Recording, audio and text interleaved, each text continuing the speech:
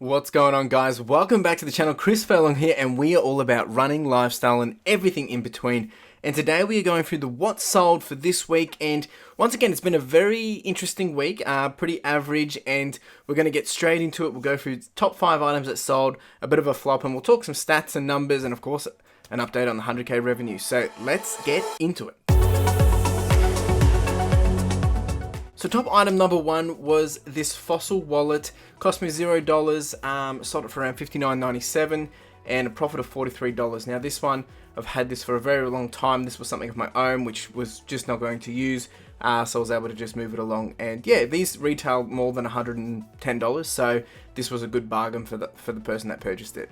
Item number 2 was this Command & Conquer Sega big box video game for PC. It came with the 2 different games, Command & Conquer 3 Tiberian Wars and Command & Conquer The First Decade. So lots of goodies here for the buyer. Now this cost me $2.68. Was able to sell it for just shy of $50 with a $32 profit. Now once again, you've got to be looking out for the video games simply because there is a lot of money in these. You do need to check the comps before you just go ahead and purchase anything, and also make sure you check if there's a serial key or a license key that need to go with these, because I've learned that the hard way. Of course, they're always going to be worth more if this has a manual, if it has any, additional, documentation that comes with it, whether maybe it's a map of the game or things like that. But yeah, if you're not sure, maybe it's not worth purchasing. However, sometimes if you can get these very cheap, it is worth still purchasing if it doesn't have all those goodies, because people will still pay for it. So do your research, check the comps. Item number 3, this was a PlayStation 2, it's kind of like a retro Guitar Hero controller. This one, I listed it as not tested or untested, and there was a few scuffs and marks, but made that very clear, so I have no idea if it works. Now, it cost me $4.43, was able to sell it for $55.47 and profited around $30. So it'll be interesting to see how this goes. I have posted it. This one also, it's just a quick tip, is when you are purchasing the Guitar Hero controllers, the newer versions, you can actually, snip it off and half the size of it. Now this one being old, it wasn't able to do that. So postage was a bit of a challenge, and it'll be interesting to make sure that it arrives all safe and sound. Mortal Kombat 11. This was top item number 4, and simply it's done really well for me. Carla picked this one up for me. It was sealed brand new from a Salvos actually, and we paid $2.60. Was able to sell it for $42, which is still pretty good compared that it's a brand new game and sealed, and we got a $28.69 profit, so very happy with this one. And another Guitar Hero controller. This was for the Wii. This one I was able to obviously, not break off. There's a button that you can snap off the top head and able to post it in a lot smaller box. So this cost me $4.43 as well. Sold it for $55 with a $20.59 profit. Alright, so for the flop for this week, or is it really? And this is something which I think can be a bit of a controversial question. This cost me $2.60. I sold it for $11, but I lost $2.13. However, this I did pick up with a bunch of books, knowing that it is a popular book. However, I probably thought it was going to go for a bit more, and I just couldn't get any more for it.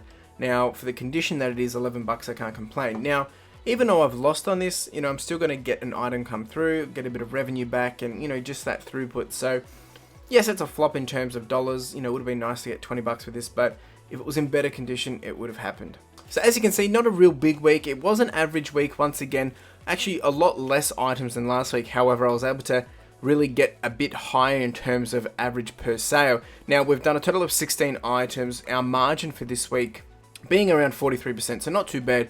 Cost of goods was around that $67 mark, and our total revenue for the week has come in around $583. So not getting over that $600 mark. And look, this is at the point in time, still a chance that I'm going to get some sales before the night is over. So hopefully we'll get over that $600 mark. But let's see.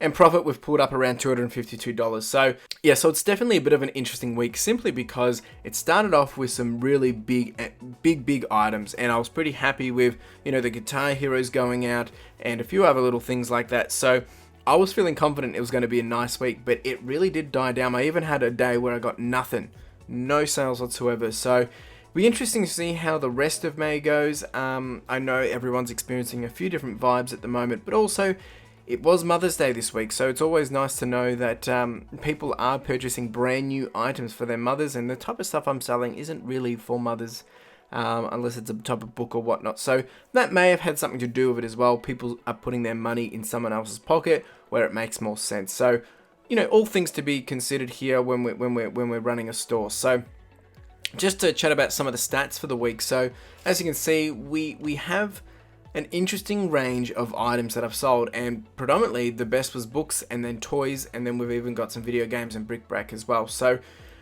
a bunch of different stuff, but what's interesting is toys bringing in the majority of the profit, $87 there, and we sold 5 toys. Now what's interesting though is we only sold 2 bric-a-brac items, and that's coming around $54, and same for the video games, it's still up high. So even though I sold 6 books, they only did $36 in profit. So it's still very interesting to see where the profit is, and this is, once again, this changes per week and you can't base it off one single week, but it's something still to be keeping an eye on and just seeing where, you know, you can be potentially doubling down on a bit better to get that better profit. Just because things sell doesn't mean you're getting a better profit. Now, you know me, I'm all about trying to just get that 100k revenue for this year, but you know, these are still things I need to be considering for the longer run as well to make this a viable and something which is going to be sustaining. Alright, so in terms of averages, look, just an update to our weekly tracker. As you can see here, sum of revenue is the green, we've got sum of sales being the black line, and average being the dotted blue. So average, we're sitting around $611 a week at this point. As you can see, we've had still an interesting roller coaster of events over the, you know, between every 6 and 4 weeks.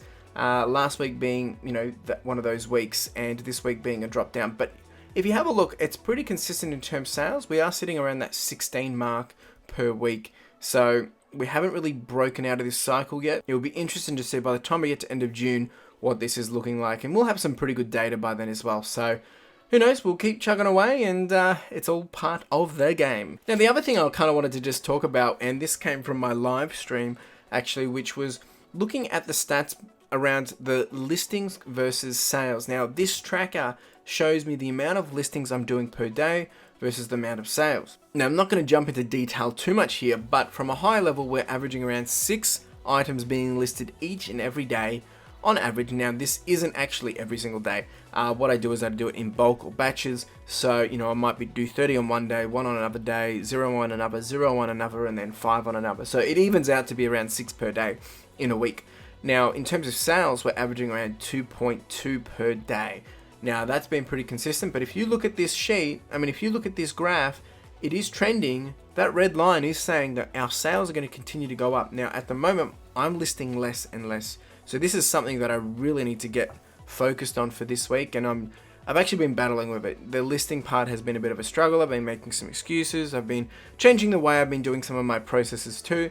But really need to just, yes, up my game here. So it'll be interesting to see if I put some action in for this next week, if we're going to get some more sales. So, hey, let's find out. Alright, so that 100k revenue update, we are on day 118 at the time of this. It is the 9th of May at the time of this as well. So we are sitting at $10,363. At that 10%, now we are actually behind track. So today, as I said, was the 9th of May, and we are meant to be at 11,500 by tomorrow, which by the 10th of May tomorrow we are meant to be 11,500, which, you know, unless I get about 30 sales, that's not going to happen. So I'm behind schedule, I'm behind my milestone.